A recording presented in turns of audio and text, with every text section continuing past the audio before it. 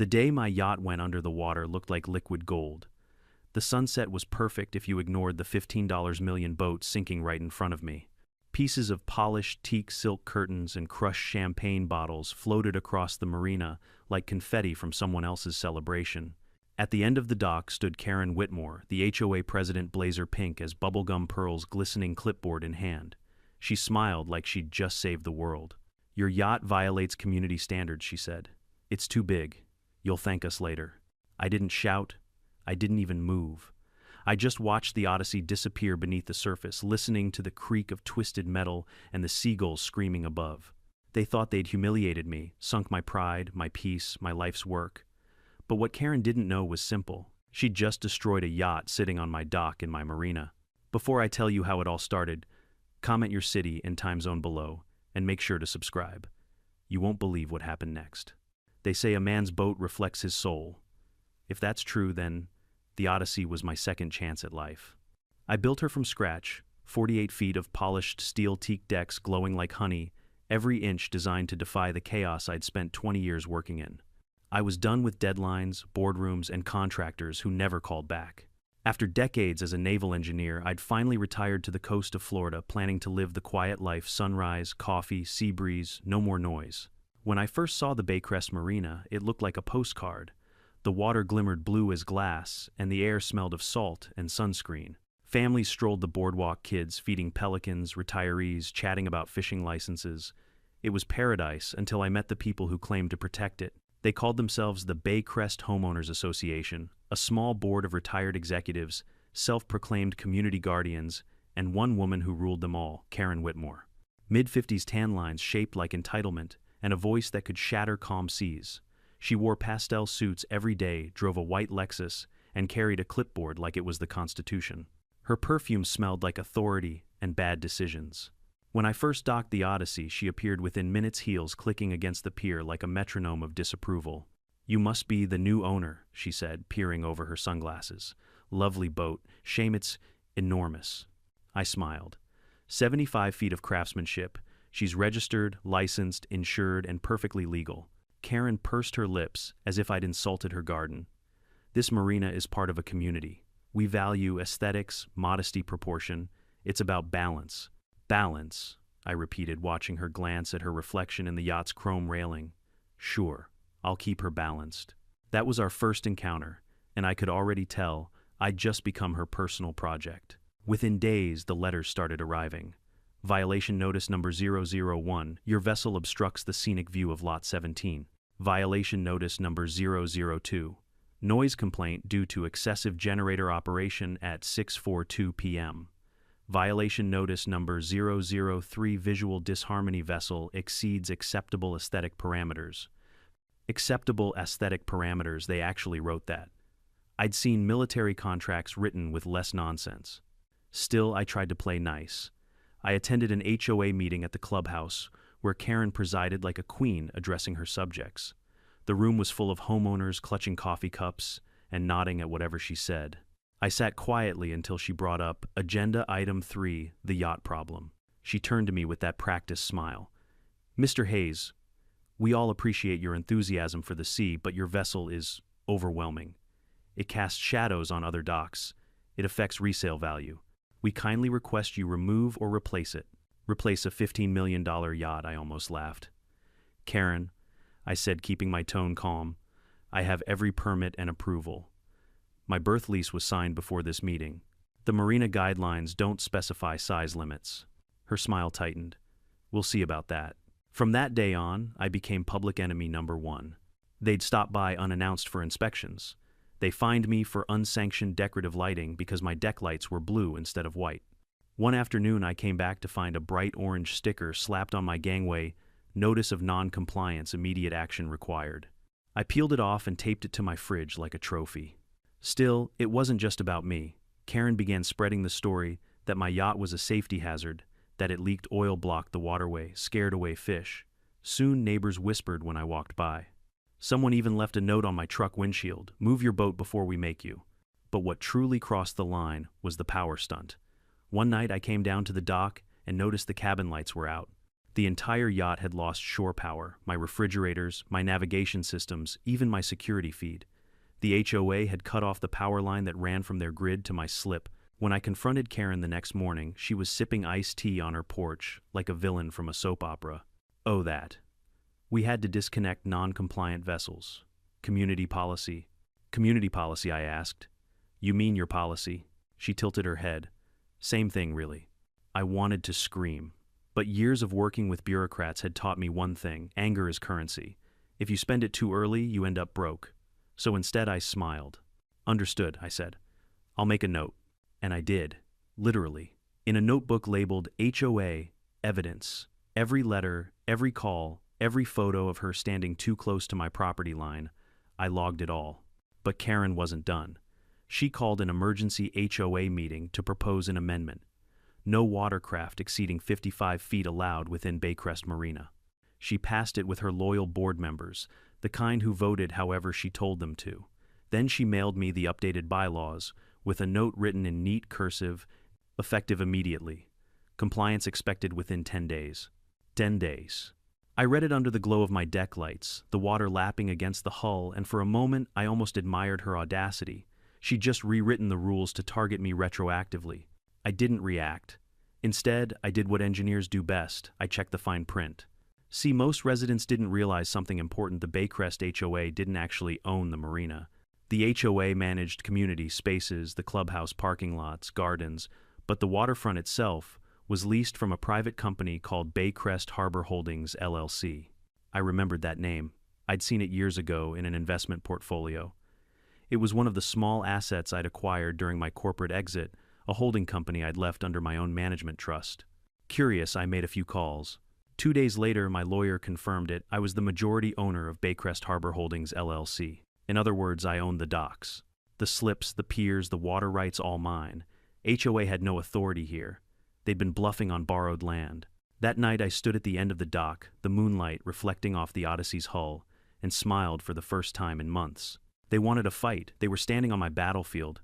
I took a deep breath, opened my notebook, and wrote one sentence underlined twice. They don't own the water. Then I called my attorney and said, let's keep quiet for now. Let them think they've won. Because in HOA, war's silence isn't weakness. It's the sound of the tide turning. For about 3 weeks, things went eerily quiet. No new letters, no angry knocks. I almost thought Karen had grown tired of me and found a new victim, maybe someone whose lawn gnomes violated community color standards. But I should have known better. When the HOA goes silent, it's not peace, it's planning. The first sign came one morning in early April. I was walking down the marina, coffee in hand, when I saw a bright red sign hammered into the ground next to my dock. Notice of Emergency Community Regulation. Effective immediately. No watercraft exceeding 55 feet permitted within Baycrest Marina. All non-compliant vessels must vacate within 72 hours. Below it in neat cursive was her signature, Karen Whitmore, HOA President.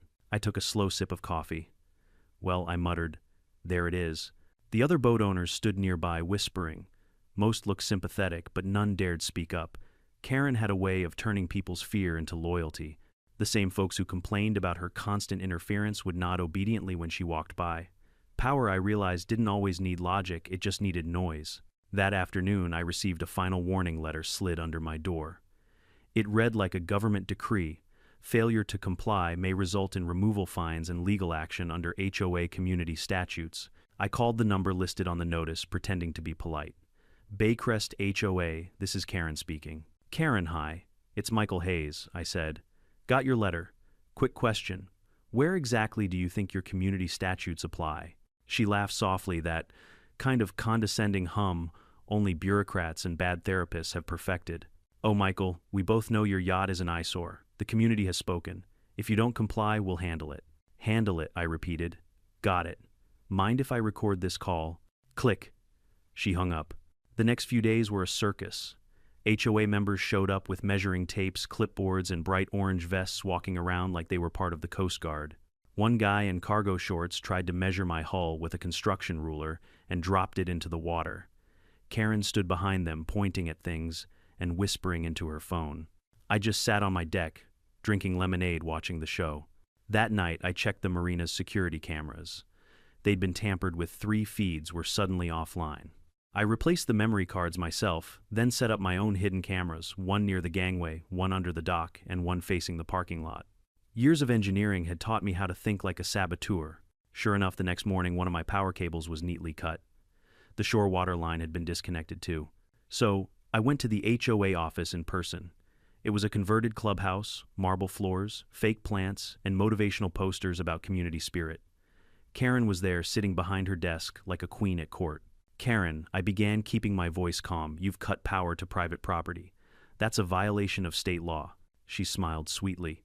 "We're simply enforcing standards of safety." "Safety?" I asked. "You think pulling live electrical lines in the rain is safe?" Karen tapped her clipboard. "You're not welcome here, Michael. The board has voted unanimously. Your yacht must go." "Funny," I said, "because I just checked the property maps. You don't actually own this dock." Her eyes flickered for a moment, just a second of uncertainty before she regained her composure. "The HOA governs all community areas," she snapped. "No," I said, leaning closer. "You manage them, and this marina isn't yours to manage." The color drained slightly from her face, but she forced a grin. "Then we'll see what the county says." And she did exactly that. Within 48 hours, I had 2 county inspectors, 1 fire marshal, and an environmental safety officer, all knocking on my hull. Someone guess who had filed anonymous complaints about hazardous waste and illegal modifications. Each of them found nothing. Still, every report meant another delay, another fee, another nuisance. Karen wasn't trying to win legally. She was trying to wear me down. Meanwhile, she began her real campaign: public opinion. I started seeing posts on the neighborhood Facebook group. "Millionaire blocks marina access." "Selfish outsider refuses to respect community." "HOA stands strong against arrogance." She even uploaded a photo of my yacht with the caption, "When money floats, manners sink." By the end of the week, I was receiving hate mail from strangers. One person threw a rock through my truck window with a note attached, "Move your ship or we will." For a moment I felt the anger rise like the tide. I wanted to retaliate, to shout, to expose her right there in front of everyone. But again I remembered my rule: don't spend your anger early. Instead, I turned to strategy. I spent nights in my small marina office going through every document related to Baycrest. I traced ownership histories, tax filings, HOA amendments, every line of small print Karen had built her little empire on. And the more I read, the more I saw cracks. The HOA had been overstepping for years, charging dock maintenance fees without jurisdiction, collecting taxes under false pretenses, even funding private events with community money. It was a house built on sand, and she was too busy bullying boat owners to notice the tide coming in. Meanwhile, Karen doubled down. She hired a lawyer, one of those loud TV types with a spray tan, and sent me a cease and desist letter for defamation. My crime: mentioning in a community email that I own the marina's water rights. The irony was delicious. So I sent her a polite response. "Dear Mrs. Whitmore, thank you for your letter. Please be advised that your HOA's new marina rule violates Florida State Property Law Section 327.6. I recommend consulting an actual maritime attorney before further embarrassment. Respectfully, Michael Hayes, owner, Baycrest Harbor Holdings, LLC." I didn't sign it homeowner. I signed it owner. The reaction came fast. Karen called an emergency HOA meeting that same week. This time, she filled the clubhouse with her loyalists and even invited a local reporter. When I arrived, cameras were already rolling. She gave me that triumphant smile, the kind people wear right before a public execution. "Mr. Hayes," she said into the microphone, "we have received word that you claim ownership over this marina. That is categorically false." I walked to the front and placed a thick folder on the podium.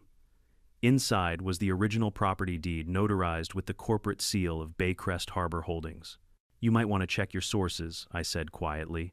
The reporter leaned forward. "Mrs. Whitmore, is this true?" Karen's voice wavered. "These documents are irrelevant. The HOA speaks for the community." The crowd began murmuring. For the first time, her control was slipping. But she wasn't done. When cornered people like Karen don't retreat, they detonate. The very next night, a maintenance worker reported seeing a tugboat maneuvering near my slip around midnight. By dawn, half the dock was roped off. A new sign appeared: HOA Safety Operation Vessel Removal in Progress. I ran down to the water. My security feed showed men in reflective vests attaching ropes to the Odyssey's hull. Karen stood behind them holding a flashlight like a director on a movie set. That was when I realized she wasn't bluffing. She was actually going to try and remove a $15 million yacht by force. As the tugboat engines roared, the wind picked up. Rain began to fall. One of the workers yelled something, but the sound was drowned by thunder. And through the chaos, Karen's voice rang out shrill and cold. "Push it off the dock. HOA authorization granted." I didn't move. I didn't scream. I just pulled out my phone, zoomed in, and hit record. Let her bury herself on camera. She thought she was sinking my pride. But in truth, she'd just launched her own destruction. It started with thunder. Not the distant kind that warns you gently. This was the kind that cracks the sky in half, echoing through the marina like cannon fire. The storm rolled in fast from the Gulf, swallowing what was left of the sunset. I was in my cabin going over invoices when my phone buzzed. Alert motion detected. Dock camera tres. I glanced at the screen and froze. Through the grainy night feed, I saw flashlights glinting off wet metal. 2 men in reflective vests were climbing aboard the Odyssey. A third stood near the dock winch. Then the camera tilted, and in the beam of the floodlight I saw her. Karen Whitmore. Pink raincoat, umbrella, clipboard. Even in a storm she dressed for control. She pointed toward the bow of my yacht and shouted something. The camera mic barely picked up. "Get it off my dock." For a second I thought maybe this was another scare tactic, one of her symbolic gestures for social media. But then I saw the tugboat. A real industrial tugboat, about 40 feet long, pushing slowly into the marina. Its diesel engine growled through the rain. A thick steel cable hung from its stern, snaking toward the Odyssey. They were actually doing it. I grabbed my jacket and ran out into the storm. By the time I reached the pier, the rain was slicing sideways, soaking everything. The water churned black and angry. The tugboat's spotlight cut through the mist, illuminating Karen and her hired men as they looped the cable around my yacht's hull cleats. "What do you think you're doing?" I shouted over the storm. Karen turned hair plastered to her face, eyes shining with something between rage and satisfaction. "Removing a non-compliant vessel," she yelled. "Community order must be restored. That's private property." "Not anymore. You had your chance to cooperate." The tugboat's horn blared. The cable went taut. The Odyssey groaned under the tension. I could hear the aluminum railing creak and the fenders squeal against the dock. "Stop," I barked, waving my arms. "You'll tear the hull." One of the workers hesitated, glancing at Karen. "Ma'am, maybe we should—" "Do it," she screamed. "HOA authority overrides this nonsense." The tugboat accelerated, dragging the yacht sideways. The cable ripped against the cleat, sending sparks as metal scraped metal. I felt the vibration in my chest like a heartbeat going wrong. Then came a deafening crack. The starboard cleat snapped off. The tugboat lurched. The cable whipped across the dock, slicing through the rain like a steel whip. One of the men ducked just in time. It hit a light post behind him, shattering the bulb. Sparks rained down on the wet wood, sizzling. Karen shrieked. "Keep pulling." The tugboat pressed forward again. The yacht jerked violently, slamming against the pier. The hull groaned a deep, shattering sound like something alive breaking. I knew that sound. I'd heard it once during my Navy days, the death cry of a vessel losing its integrity. Then the deck lights flickered and went dark. Water surged over the side, flooding the engine compartment. The Odyssey began to list, first a few degrees, then 10, then 20. The storm howled like it was cheering her on. I stepped closer, rainwater splashing around my boots, filming everything with my phone. "Karen, you just committed felony property destruction. Don't you dare film me," she shrieked. "This is an HOA operation." Lightning flashed, freezing the scene in white light, her outstretched arm, the men struggling with ropes, the tugboat's engine coughing smoke. And then, with a slow, almost graceful tilt, the Odyssey gave in. The stern dipped the bow, rose slightly, and the sea swallowed her with a final hollow gasp. The water boiled as air escaped the sinking hull. Furniture cushions and shattered glass bubbled to the surface. My yacht, my second chance, my masterpiece was gone. Karen stood at the edge of the dock, breathing hard. Makeup streaked down her cheeks. "You see," she shouted over the thunder. "This is what happens when you defy the HOA." I said nothing. I just walked past her, slow and deliberate, like a man walking away from a burning bridge. My boots echoed against the planks. The tugboat crew stepped aside. Even they looked uneasy now. I stopped at the end of the dock and turned around. "Hope your clipboard's waterproof," I said quietly. "You'll need it in court." Then I left. The next morning, the marina looked like a battlefield. The storm had passed, leaving behind calm water and wreckage. Bits of fiberglass washed up near the pylons, glinting like seashells.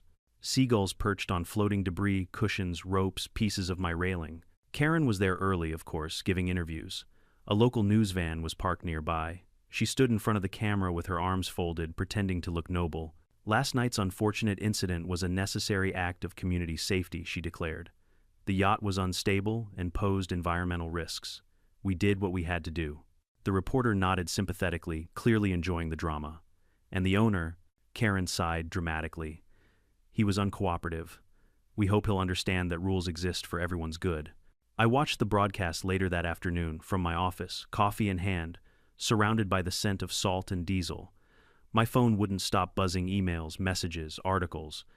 The HOA had released an official statement claiming they'd acted with county approval. They even attached a letter stamped with the words, "Emergency Safety Enforcement." Only it wasn't from the county. It was printed on HOA letterhead. Sloppy, predictable, and illegal. I didn't reply. I didn't go public. Not yet. Instead, I made 4 calls to my insurance agent, my attorney, the State Maritime Authority, and the FBI's local field office. The insurance representative, a woman named Dana, sounded sympathetic at first until she read the HOA's claim. "Mr. Hayes, if the incident is categorized as a community safety measure, your coverage might be—" I cut her off. "Dana, listen to me carefully. That dock, that water, and that yacht, they're all mine. The HOA had no jurisdiction. Send an investigator. Bring a camera." There was silence. Then she said, "Understood." That week, investigators arrived. They took photos of the damaged dock, the severed cables, the tugboat tracks on the sandbar. They asked Karen for permits. She provided none, only her own memos and community safety policies. Meanwhile, I compiled everything. The video footage from my cameras, multiple angles. The audio recording of Karen authorizing the removal. The fake emergency notice signed under HOA letterhead. The corporate registration showing Baycrest Harbor Holdings, my company, as the legal owner of the marina. When my lawyer, a silver-haired woman named Elaine Porter, reviewed it all, she gave a low whistle. "She's cooked," Elaine said. "Completely cooked. What do you want to do?" "Nothing," I said. "Not yet." Elaine frowned. "Michael, she destroyed your property." "I know," I said. "But if I act now, she'll play the victim. Let her celebrate a little longer. The higher she climbs, the harder she'll fall." Elaine smiled. "You've done this before." "Not with boats," I said. "With people." Over the next few days, the HOA basked in its victory. Karen held a community appreciation brunch to celebrate the restoration of aesthetic harmony. She even had balloons printed that said "Clean Marina, Clear Conscience." Neighbors posed for photos. The local newspaper ran a piece titled, "HOA Restores Order After Yacht Dispute." I attended the brunch. Yes, I showed up in sunglasses and a rain jacket, quiet as ever. People whispered when I walked in. Karen's smile faltered for a second, then she put on her PR face. "Mr. Hayes," she said sweetly. "So good to see you. I assume you've come to make peace." "Something like that," I said, handing her an envelope. Inside was a single page, a formal notice of trespass and property destruction claim, with my company's logo on top. "Effective immediately," I said softly. "Baycrest HOA and its officers are prohibited from conducting any operations within Baycrest Marina." She blinked, confusion flickering across her face. "You can't issue this." "I can," I said, smiling faintly. "I own the marina." Her laugh was nervous, forced. "That's ridiculous." "Check the county records," I said, turning to leave. "I'll wait." The entire room went silent. I didn't look back. I just walked out, leaving her standing there, the paper trembling in her hand, as the first cracks began to form in her little empire. There's a particular kind of silence that comes after a public humiliation. It's thick, heavy, almost sticky. For the first time since I'd moved into Baycrest, I could walk down the marina without hearing Karen's voice echoing across the water. Her pastel blazers disappeared. Her usual swarm of board members avoided eye contact. The same people who once saluted her clipboard now crossed the street when she passed by. But I didn't celebrate yet. Silence doesn't always mean peace. Sometimes it means the storm is turning back toward shore. After the brunch incident, Karen locked herself in the HOA office for nearly a week. Curtains drawn, phone lines, busy meetings by appointment only. The rumors flew faster than the seagulls that she was hiring, new lawyers that she'd contacted the county commissioner, even that she'd spoken to a private investigator to uncover something on me. I kept my routine, the same sunrise walk, dock inspection, a cup of coffee by the water. I wanted her to think I'd moved on. In reality, I was preparing my counterattack. Elaine, my attorney, met me at a diner downtown that Tuesday. The place smelled like bacon grease and old salt, but it was quiet, perfect for what we needed to discuss. Michael, she said, sliding a stack of papers across the table. You've got more leverage than I thought. You don't just own the docks, you own the water rights. The HOA's charter explicitly says their jurisdiction ends at the property line of Baycrest Shores, not the marina itself. I leaned back, smiling slightly. So they've been governing a place they don't own. Exactly. And more than that, they've been using community funds to do it. She flipped open a ledger. Inside were years of financial statements from the HOA. The numbers didn't lie. Tens of thousands of dollars marked as marina beautification, dock safety, and water maintenance, all spent on property they had no right to manage. Fraudulent allocation of funds, Elaine said. If we take this to the state attorney's office, Karen's entire board could be charged. I stirred my coffee slowly. Let's not rush. I want to know how deep the rot goes first. Elaine raised an eyebrow. You're planning something, aren't you? I smiled. Always. Over the next few days, I began quietly building a team. Not a task force, not a battalion, just a few professionals who understood the power of patience. First, I hired Blake Turner, a forensic accountant with a background in HOA audits. He'd once uncovered a $2 million embezzlement case in Palm Beach. Blake had the kind of enthusiasm only accountants can have for scandal. Then came Lydia, a freelance investigator with contacts in the IRS. She didn't talk much, but she didn't need to. Within 48 hours, she had already pulled property liens, tax filings, and payment trails connected to Karen's emergency tugboat operation. When she sent me the report, I almost laughed. The HOA had paid for the tugboat, using the community's storm repair fund money collected from residents' annual dues. Karen had falsified a storm hazard maintenance invoice, claiming the Odyssey was debris blocking the waterway after last year's hurricane. The twist: that hurricane never even reached our county. Worse still, she'd paid the tugboat company through a private account, her own. I stared at the screen, a cold satisfaction settling in my chest. So she didn't just sink my yacht, I muttered. She used stolen money to do it. Elaine's response was immediate. That's embezzlement, wire, fraud, and destruction of property. You could file federal charges right now. But I wasn't ready yet. I wanted her downfall to be permanent, not just public. 2 weeks later, Karen resurfaced. Literally, she started showing up at the marina again, walking her little white poodle like nothing had happened. But the swagger was gone. She moved quickly, avoided eye contact, and refused to answer questions from residents. Then came the email blast. Subject A: message from your HOA president, setting the record straight. She wrote a long statement claiming that misinformation had spread maliciously and that certain individuals, meaning me, were trying to destabilize the harmony of Baycrest. She even attached a fake document proving HOA oversight of the marina, a poorly photoshopped letter with mismatched signatures. It was desperate. And desperate people make mistakes. The residents started doubting her. Some forwarded the email to me asking, "Is this true?" I didn't reply, "Not yet." I wanted the distrust to ferment a little longer. Behind the scenes, Blake and Lydia found even more dirt. Karen had been diverting HOA maintenance funds into a shell account for nearly 5 years. Landscaping, security upgrades, holiday decor, most of it fake. The money went to luxury resorts, online shopping, and a second home in Naples under her cousin's name.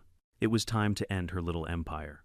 Elaine drafted the formal complaint: property destruction federal level due to value exceeding $10,000, wire fraud, and misappropriation of community funds, falsification of official documents, conspiracy to defraud under HOA charter.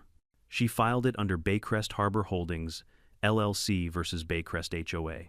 A neat irony, considering the HOA had spent years pretending to regulate me. But the real masterpiece was what came next. Using my ownership rights, I called a special shareholders meeting for Baycrest Harbor Holdings, the corporate entity that technically leased the entire marina to the HOA. The purpose to review contract compliance and discuss possible termination of the HOA's marina privileges. I invited them all: Karen, her vice president Gary, her treasurer, her secretary, the whole clipboard army. When they walked into the small conference room at the county office building, they looked confused. Karen tried to take control immediately. "Mr. Hayes, this meeting is out of order. The HOA charter clearly states—" "This isn't an HOA meeting," I interrupted, sliding a folder across the table. "This is a corporate compliance review. You're here as tenants." She froze. "Tenants? Yes. You've been leasing this marina for 8 years. You never paid the maintenance fees or renewed your usage license. Technically, you've been trespassing on private property since 2019. Her treasurer, a nervous man with sweat stains under his collar, whispered, "Karen, is that true?" She shot him a glare sharp enough to kill small animals. I leaned forward. Effective immediately, the HOA's access to Baycrest Marina is revoked. The docks, storage, sheds, and utility access points are under new management. Karen slammed her hand on the table. You can't do this. I smiled. I already did. You'll find the notice posted at the entrance right next to your emergency regulation sign. Her face flushed bright red. You'll regret this, Michael. I have connections. You think owning some water makes you powerful? No, I said softly. Evidence does. Then I stood collecting my files.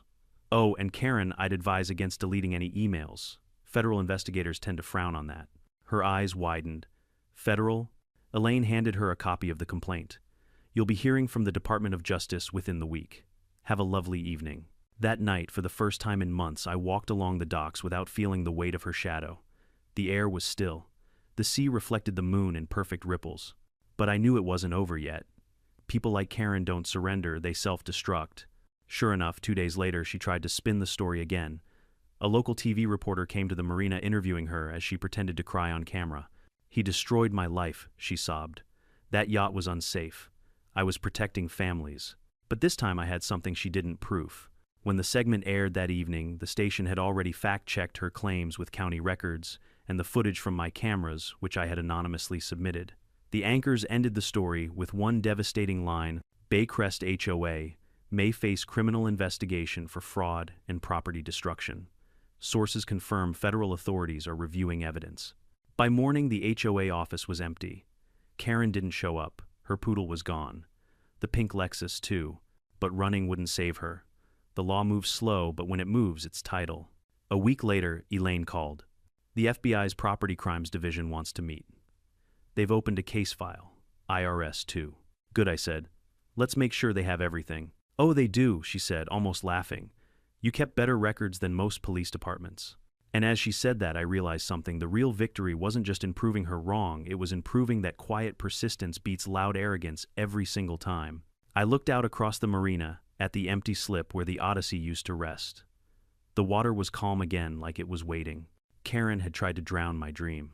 Now it was her turn to sink. The first hearing was scheduled for a Tuesday morning in late September inside the federal courthouse downtown, a building so clean and cold it looked like it was carved from pure intimidation. I arrived early wearing a gray suit that still smelled faintly of sea salt. Elaine walked beside me holding a leather folder filled with exhibits, photographs, invoices, emails, videos, every shred of evidence we had collected. I wasn't nervous. I'd been waiting for this. When Karen arrived, she did what Karen always did, turned an embarrassment into a performance. She stepped out of her Lexus in a bright lavender suit, Pearl's gleaming chin lifted high.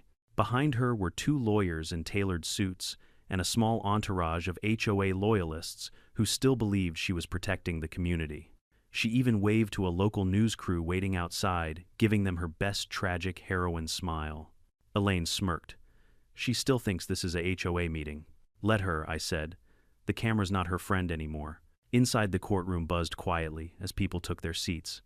I recognized some of the residents, the same folks who'd once applauded when the HOA fined me for having unauthorized decorative lighting. Now they whispered to each other, curious how the tables had turned. The bailiff called order. All rise. Judge Evelyn Mercer entered mid-60s. Sharp eyes, zero tolerance for nonsense. I liked her already. Karen's attorney, a loud man with a Florida tan, and too much confidence, started the opening statement. Your Honor, he said dramatically, this case is about community safety. My client, Mrs. Whitmore, acted in good faith to protect the residents of Baycrest from a dangerous, oversized vessel. Her actions were reasonable, necessary, and within the HOA's jurisdiction. Judge Mercer raised an eyebrow. You're saying your client authorized the destruction of a $15 million yacht as a safety measure? The lawyer nodded. Yes, Your Honor. The vessel... She cut him off. Do you have a single legal statute granting an HOA the power to order maritime removals? He stammered. Well, the bylaws don't override state law counsel. Try again. You could almost hear the oxygen leave his lungs. Elaine rose calmly. Your Honor, the plaintiff would like to introduce Exhibit A, a video recording from multiple security cameras showing the defendant personally directing the removal of the yacht, the Odyssey, without authorization. The monitors flickered on. The courtroom watched in silence as rain poured, lightning flashed, and Karen's voice screamed, "Push it off the dock." The judge leaned forward, unimpressed but focused. "That's her voice." Elaine nodded. "Yes, Your Honor." You'll also notice the tugboat operator asking whether they had legal clearance, to which Mrs. Whitmore replied, and I quote, "HOA authority overrides this nonsense." A few people in the gallery gasped. Someone whispered, "Oh, she's done." Karen squirmed in her seat. Her lawyer tried to interrupt, but the judge held up a hand. "Sit down, counsel." Elaine continued. "Now, Exhibit B, financial records obtained via subpoena. The HOA paid the tugboat company through a private account owned by Mrs. Whitmore. The transaction was labeled as storm debris removal, even though there was no recorded storm in Baycrest that week." She paused for effect. "We verified this with the National Weather Service." The judge scribbled something down. "Go on." Exhibit C, the Marina ownership deed. Baycrest Harbor Holdings LLC, registered under my client's name.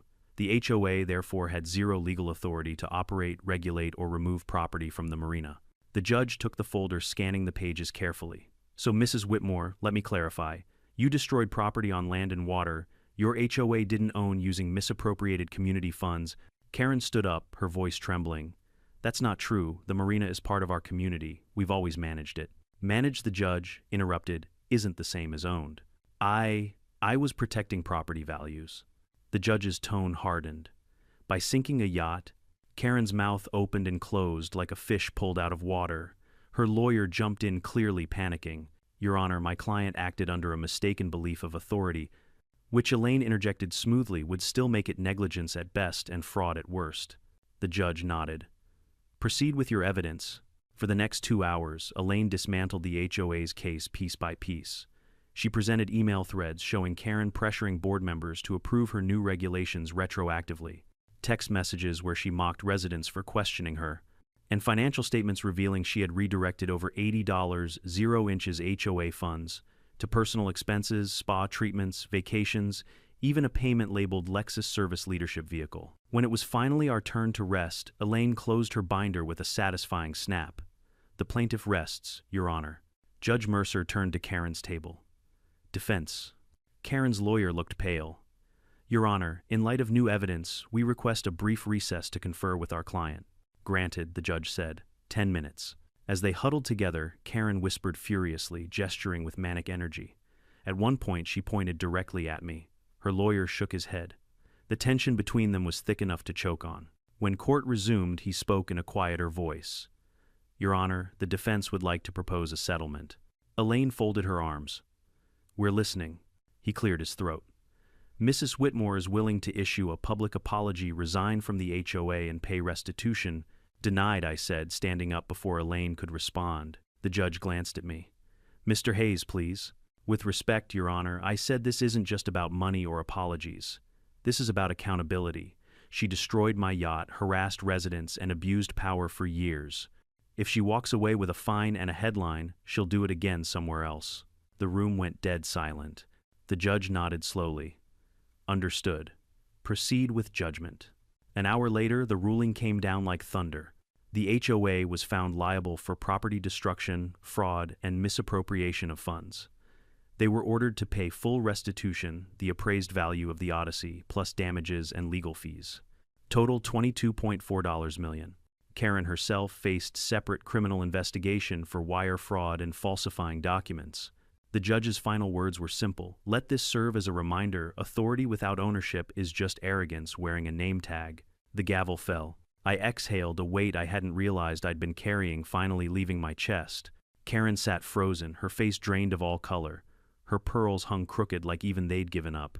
As we walked out of the courtroom, reporters swarmed the hallway. "Mr. Hayes, any comment?" I stopped for a moment, meeting their cameras with a calm smile. "They said my yacht was too big," I said. Turns out their ego was bigger. Outside, the afternoon sun hit the courthouse steps, and for the first time in months, it felt warm again. Elaine handed me a document, the final judgment stamped and sealed. "Congratulations," she said. "You're officially the owner of a victory worth more than any yacht." I laughed softly. "Maybe, but I still miss the damn boat." She smiled. "Then build another one. Just make it bigger." The news spread fast. HOA president found liable in multi-million-dollar yacht case. The video of Karen screaming in the storm went viral, millions of views in a week. Memes popped up online, her shouting, "Push it off," next to captions like, "When HOA Karen meets the Coast Guard." Her board resigned within days. The HOA's insurance dropped them. Their accounts were frozen pending federal review. Karen's mansion went up for sale. No buyers. She'd become radioactive, the suburban cautionary tale no one wanted to live next to. As for me, I went back to the marina. The dock was quiet again, the water smooth, reflecting the orange of the evening sky. The slip where the Odyssey once rested was empty, but not forever. In the distance, I saw construction crews setting up scaffolding, the first stages of rebuilding. "New project?" one of the workers asked. "Yeah," I said, watching the waves roll in. Something unsinkable. The morning after the verdict, the entire Baycrest neighborhood felt quieter. Not peaceful, quiet, stunned quiet, like the air after an explosion when people are still figuring out what's left standing. For years, Karen's voice had been the soundtrack of the community, the clacking of her heels on the pavement, the snap of her clipboard, the endless speeches about preserving harmony. Now her office sat dark. The blinds closed the mailbox, overflowing with angry letters, and a faded banner still taped to the clubhouse door that read, "Baycrest HOA, together we shine." The shine part had been peeled off. That morning I received a voicemail from one of the board members, Gary, the treasurer, who'd spent most meetings nodding along to whatever Karen said. His voice trembled. "Michael, this is Gary. We just wanted to say we're sorry. We didn't know half the stuff she was doing. If there's anything we can do to make it right." I deleted it, not out of spite, just closure. The time for apologies had passed. By noon, the news van started showing up again. The story had gone national now. Headlines blared across morning shows and YouTube thumbnails. HOA president destroys $15 million yacht gets destroyed in court. The Karen who sank her own reputation. Homeowner outsmarts HOA in legendary legal reversal. Memes were everywhere. Someone edited the footage of the Odyssey sinking with the Titanic theme song. Another clip showed Karen shouting, "Push it off," remixed into a dance track called HOA Drop the Boat Remix.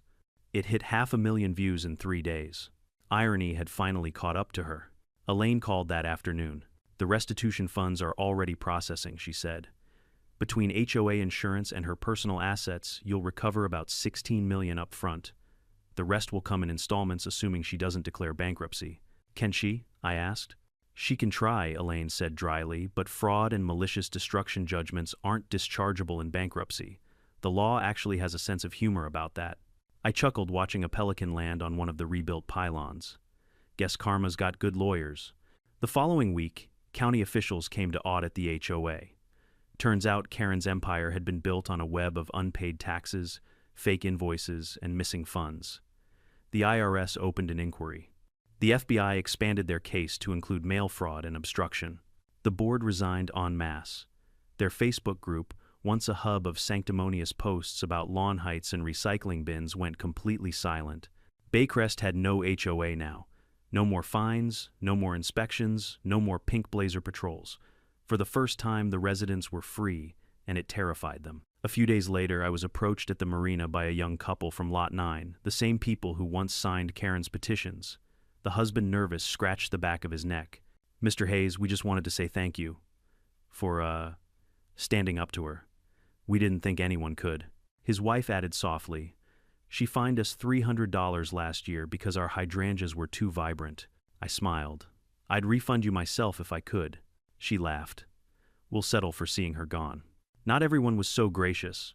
A handful of Karen's loyalists tried to rally. They circulated a petition online called "Restore Order to Baycrest," claiming that without the HOA, the neighborhood would descend into chaos. Their rally drew 6 people. 2 left after 10 minutes when they realized no one was filming. A week later, I stood on the same dock where everything had begun. The storm had washed away, both literally and metaphorically. The wreckage was gone, replaced by clean new pylons and polished railings. Construction crews were finishing the last touches on the new boathouse, built stronger, smarter, and entirely mine.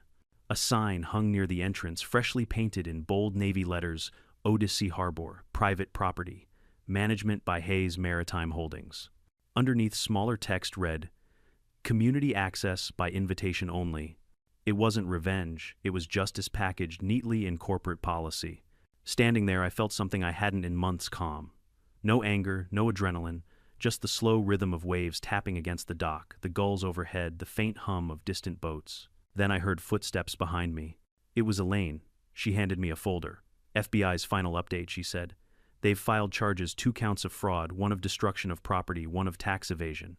Karen's facing up to 30 years. I opened the folder, scanning the pages. The evidence list was impressive: bank transfers, witness statements, HOA meeting minutes. One line caught my eye.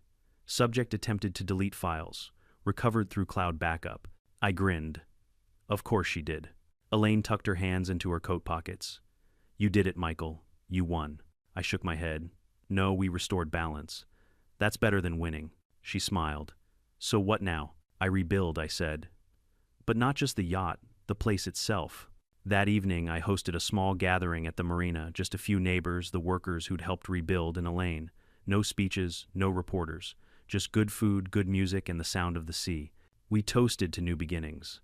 Someone joked that I should run for HOA president. Everyone laughed, even me. As the sun sank below the horizon, I looked at the empty slip where the Odyssey had once floated.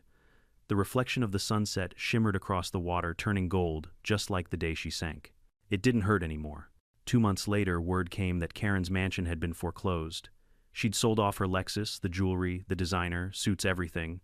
I heard she was living in a small rental near Tampa, awaiting sentencing. A news outlet tracked her down for an interview. She refused to talk, but the camera caught her walking into a grocery store dressed in gray sweats, pushing a cart full of discount cereal. The internet had a field day. Someone captioned it, "When you lose the yacht war and end up on aisle 5. Cruel maybe, but pudic." Meanwhile, Baycrest began to heal. Without the HOA breathing down their necks, residents started to help one another again. The same people who once filed complaints now shared tools and painted fences together. The lawns grew a little wilder, the houses a little more human, and somehow it looked better that way. One afternoon, as I was checking the new dock sensors, Gary, the ex-treasurer, approached again. "Hey, Michael," he said awkwardly. "We're forming a new community association. Voluntary, not mandatory this time. More about cooperation than control. You should join." I raised an eyebrow. "You sure you want me on the board?" He laughed nervously. "Honestly, we'd feel safer if you were." Later that night, I sat on the end of the dock legs, dangling over the water. The air smelled of salt and sawdust, fresh construction and fresh starts. I thought about the Odyssey, about how something beautiful had to sink so that something stronger could rise. In the distance, lights flickered from the shipyard where my new vessel was being built. Bigger, better, designed with reinforced hull plating. The builders had named it Project Phoenix. It wasn't my idea, but it fit. I watched the stars reflected on the water, thinking about Karen, about power, about how easily pride drowns itself when it refuses to float with truth. Maybe that was the real difference between us. She built her authority on fear. I built mine on patience. The storm had taken my yacht, but it had also stripped away every illusion, hers, mine, everyone's. Now, standing in the quiet glow of the Marina lights, I realized something simple and profound. I didn't just win against an HOA. I reclaimed my peace. And in the end, that was worth far more than $15 million. 6 months later, the Marina no longer looked like a battleground. The air smelled of varnish and sea breeze instead of diesel and rage. The sound of hammering had been replaced by laughter and guitar music from the workers finishing the last pier. On calm mornings, fog rolled in like silk over the water, wrapping the rebuilt docks in gold.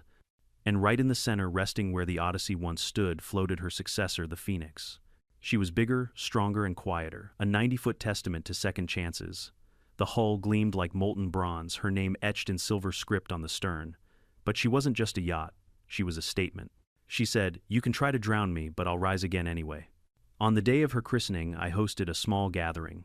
No media, no speeches, just friends, neighbors, and the few people who had stood beside me when everything went under.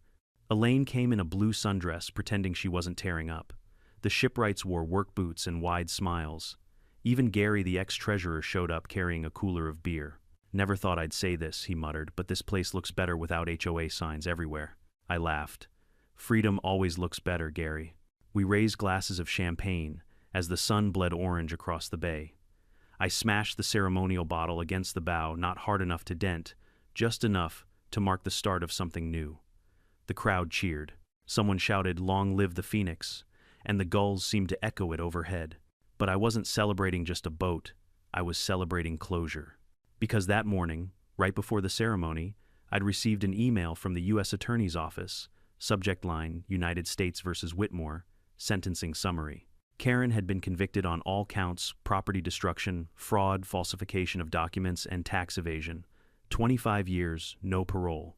The judge's remarks were poetic. This court finds that Mrs. Whitmore weaponized community trust and authority for personal gain. Such conduct corrodes the foundations of lawful society. Poetic justice. Still, when I read it, I didn't feel joy, just stillness. The kind you get after a storm when everything's been washed clean. After the party, when the Marina quieted down, I took a walk along the docks. The lights reflected in the water like a trail of fire leading back to the horizon. The Phoenix swayed gently, almost breathing. I found Elaine sitting on one of the benches watching the reflections ripple. She looked over as I approached. "Hard to believe it's all over," she said. "Not over," I corrected. "Just beginning again." She smiled. "You could have walked away, Michael. Sold the Marina, left this mess behind. Why rebuild here?" I stared at the calm black water. Because this place reminded me that control isn't ownership. Karen wanted to control everything people rules, even the water. But you can't own the tide. You can only respect it. Elaine tilted her head. "You really should write speeches." I laughed. "God forbid. I'd rather build them." Later that week, I reopened the Marina officially under its new name, Odyssey Harbor, Private Marina and Veterans Fund Center. Half the slips were leased to local boaters. The other half were reserved for veterans learning maritime trades, funded entirely by the restitution money. When the local paper came for an interview, I didn't give them the revenge story they wanted. Instead, I told them about the Harbor Fund. Every dollar Karen tried to steal will go toward giving someone else a future. You don't beat greed by matching it, you beat it by outlasting it. The article ran under the headline, "From HOA War to Hope Harbor: How One Man Turned Revenge into Renewal." For the first time, people were talking about Baycrest not as a cautionary tale, but as a comeback story. 2 months later, something unexpected happened. A letter arrived in my office mailbox, handwritten, no return address, postmarked from a federal facility in Tallahassee. The handwriting was unmistakable, tight, elegant, full of ego. "Karen." I hesitated before opening it. Inside was a single page. "Mr. Hayes, they tell me you rebuilt the Marina. Congratulations. You were right about the law. You were wrong about me. I didn't want to destroy you, I wanted to prove I mattered. But when people stop listening, you start screaming. You film the screaming, but never the silence before it. Enjoy your ocean, Michael. Mine's smaller now, but it's quiet. KW." I read it twice, then folded it carefully and placed it in the drawer. Not forgiveness, not pity, just closure. She'd finally learned what control without compassion leads to emptiness. As the weeks turned into months, Odyssey Harbor grew into something larger than I'd imagined. Veterans who'd never stepped on a boat before now worked the docks restoring old vessels for charity. Locals visited every weekend for community markets. The old HOA office was turned into a maritime museum, the sign still hanging crookedly outside, a reminder of what happens when pride steers the ship. Sometimes I'd catch tourists taking photos beside it, laughing at the irony: HOA rules enforced. Underneath it, someone had spray-painted "Not Anymore," and I let it stay. On a quiet evening in December, I took the Phoenix out for her first full-night voyage.